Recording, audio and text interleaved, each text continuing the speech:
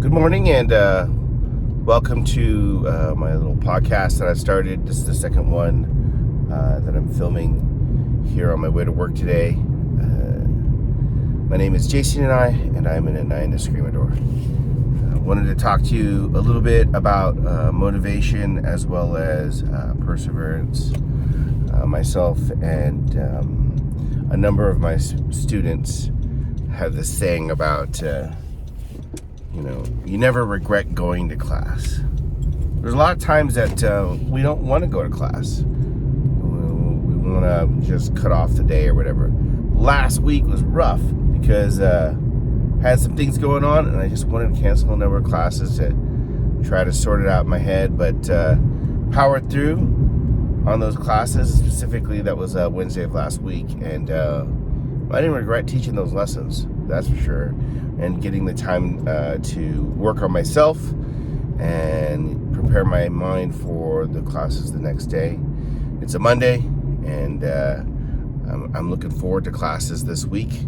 The ones I'll be teaching and the ones I'll be training in, right? The time that I get to train for myself. I usually get to train about an hour or more a day on myself, and I don't always work on technique or anything like that. Sometimes it's just stretching or lifting weights or something to continue to keep myself sharp, keep myself healthy, which is a big part of martial arts, right? So yeah, you never regret putting time into yourself, right? And that's one of the things that helps us keep going, so that way we're motivated, right, to continue training. The first episode, or the first recording that I did, we talked about my motivation. I have come across so many students and taught so many students, and their motivations have been, to them very unique. But to me, you see a pattern. Maybe they come in for self-defense or a varying degree of martial arts effectiveness, right? So, and they don't always stay for the same reasons, right? Some people stay because of the social interaction. Others stay for social status, right? Some people come in just for the social part, and then they stay for the fitness. I had one student that came in, and he wanted to learn.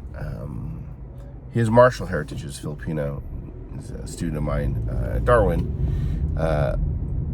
But he was really asthmatic, so he had a hard time, training for any length of time. Doing simple techniques or basics was really rough for him. Very challenging for him to breathe. But he persevered. Now that guy boxes, and he's probably the most fighting, active student that I have, that tends to go to various matches and compete for the fun of it. So, motivation for students is different. I was taught that people come in for fun, they come in for exercise, they come in for self-defense, right? The question comes to me like, yeah, but why do you stay? And so I talk to students, who've been with me 5 years, who've been with me 10 years, who've been with me 20 years, and ask them the same question. Well, why are you here? And some of them it's an obligation. They've gotten a lot from the art, and so now what they want to do is they want to give back. And I think that's great. I think that that's partially what I do when I stay. 40, almost 46 years now, around there. And some of them, they're staying because they love the effectiveness of the art that we do here, the Ninth System of Eskrima. Or they stay because they have people that they want to teach. So it's not specifically give back, but specifically give back to a certain person or persons, right? For me, staying and continuing training is probably about a personal sense of obligation to my family and to my heritage, right? Still don't really care very much for the need for titles and ranks and things like that, but I acknowledge that there is a need for those things for most people. And right, so your curriculum and your structure has to cater to the most people possible, right, to be an effective system of teaching. So that's okay, right? But the interesting thing is when you get a student who, and I'm thinking of one of my gurus that I see on a weekly basis right now,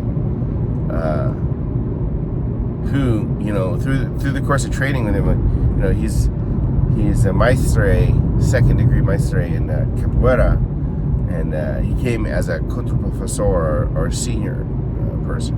So he continued to do his capoeira as he trained his Eskrima, but he had like a Wing Chun background, a Taekwondo background. He had a bunch of other stuff, some kicking and knocking. So he had a bunch of different stuff, right? And to see him come and stay and to explain to me how, or describe to me how his own art, not just the capoeira that he knows quite a bit, but like his own way of moving and teaching and working, utilizing martial arts in general, is vastly affected or deeply affected by the nine system of Eskrima and the way that I teach. Those are the things that stay. But I gotta tell you, recently, a student of mine from back in 2010, Jacob, he was a student at Stanford University, and he comes to me and he says, hey, or he sends me a message, I should say. He doesn't come to me because he's in Pensacola. He sends me this video, like a news link, and it's like a story of a guy with a machete coming into a bar or wearing a mask or something like that, and starts swinging. Just starts swinging. Doesn't say much else, right? Eventually, he gets tased. There's an accompanying video from Fox News in Pensacola of a guy with a machete on his shoulder in the middle of the street. Won't give up the machete. Gets tased, right? That's pretty dramatic footage. Crazy thing. I mean, put yourself in that bar's, the staff situation, and see some guy wearing, I don't know, like a hockey mask or something like that, with a machete. He just starts swinging. So, so I said, what's this? And, he had this accompanying text about, like, hey, thank you, don't know where you're in your life. I'm over here in Pensacola working at this bar.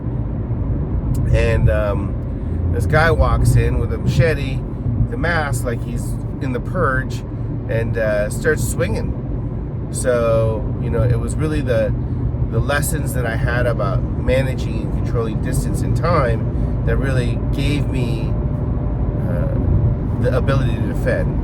What he did was, him and his co-worker, a barback, picked up stools and they used him to create like a kind of a wall, because it's a narrow bar, right? An alleyway bar is the way he describes it. And they were able to create a defensive line and push this guy out with the machete. Now the guy gets frustrated, right? And he just turns and he sees a patron, some customer, bystander, cowering in the corner near the door, swipes at the guy, and walks out the bar.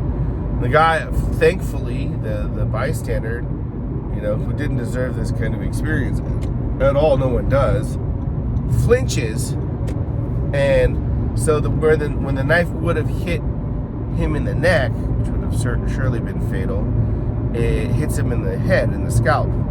So he gets a minor wound. He's okay, according to Jacob. But, that's crazy. But it's like, part of my motivation is when someone calls me up, sends me an email, sends me a text message. It's like, hey, I went home tonight because you taught me some stuff. And it's strange. The two stories, Jacob's story and another guy's story, I think his name was Gary. He was a state trooper for Kansas. Is doing a traffic stop, stops the guy, pulls him out of the car, is talking to him, says, hey, go get your ID. So the guy turns as if he's going to go into the car to get registration and ID, turns real quick back, angle 5, for those of you who know. Angle 5 thrust to the stomach. Gary barely gets it. He gets a nick in the stomach, as he explained it to me, but relatively minor, right? Able to arrest the guy, but it's that quick reaction. We have an exercise where you have turning opponents, or you turn yourself so that you can deal with that kind of stimulus. And he text messaged me. This is years and years and years ago. It's like, hey, just want to thank you for the things that you taught me when you visit Kansas, right? And that was when I was visiting Master Guru Tony Semisvatov, and he just said, I got to go home to my family, got to go home to my wife, my kids, because of the angle 5. And I think that's interesting because those two people, Jacob, I didn't really teach him very much. Like, on a scope of things, he's a undergrad at Stanford University, part of our Eskrima training that we were doing there. He maybe showed up 2 years, maybe 3. But he had enough to be able to defend himself, mostly the wherewithal, right? He had the wherewithal, understanding the circumstance and what he needed to do. The way that he described things, it was just angles 1 and 2 for those who know, right? And, he was able to defend himself. So that's great. This not most recent, but closer to home. My student Charlie. Now, I started teaching Charlie when he was 7. Yeah, about 7. A little guy. A tall guy for a little guy, but a little guy. His dad's real tall, right? And he's like 6'4" now.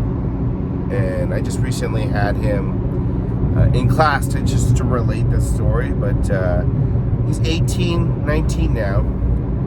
And 18 at the time, this was last year. He's riding his bike to work at 4 something in the morning here in the Bay Area.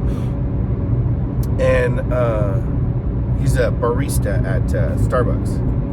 So he's riding his bike to work, and he's stops at a light, sees there's a homeless encampment, sees them, right? Notice some weirdness, but whatever, right?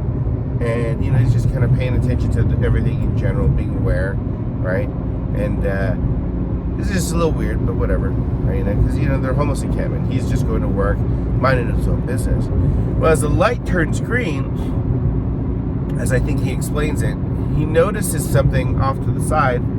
There's a guy off his right shoulder, or was it off his left shoulder? It might have been his left shoulder. Swiping at him with a knife. Some homeless guy. Angle 1. And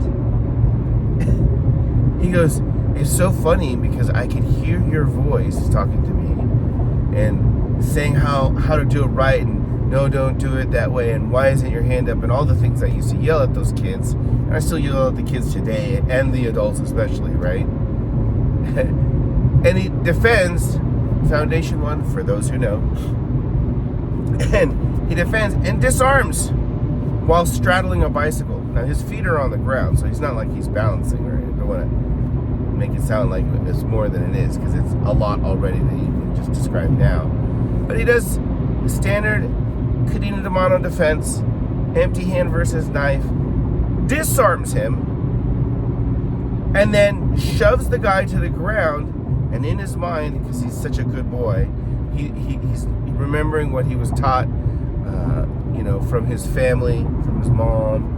He went to a good Catholic school, so from the church and everything else like that, of you just being a good boy, right?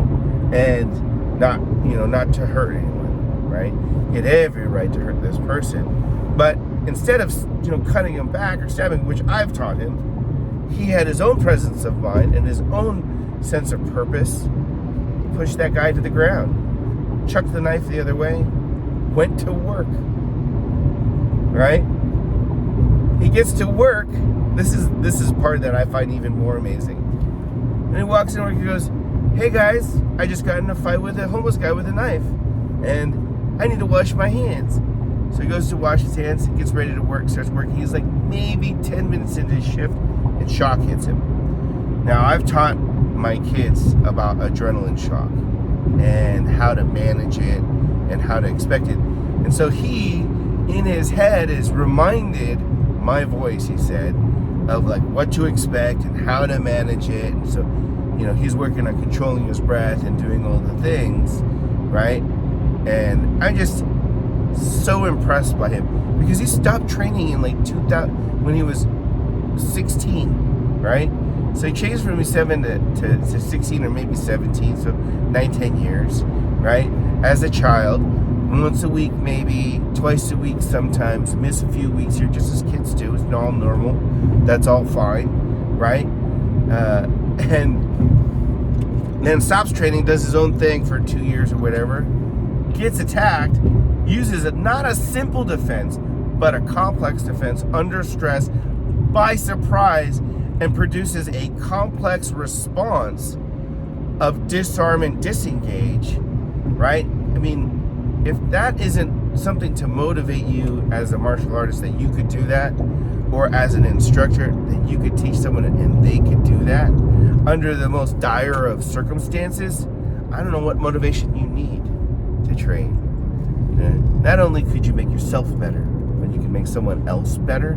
Wow, that's my motivation. Hey, I'm almost to work. We'll post this up as soon as I figure out the channel name and everything else, and then you guys will watch it, not watch it, think it's terrible, think it's great, whatever, but we'll see you on the training floor.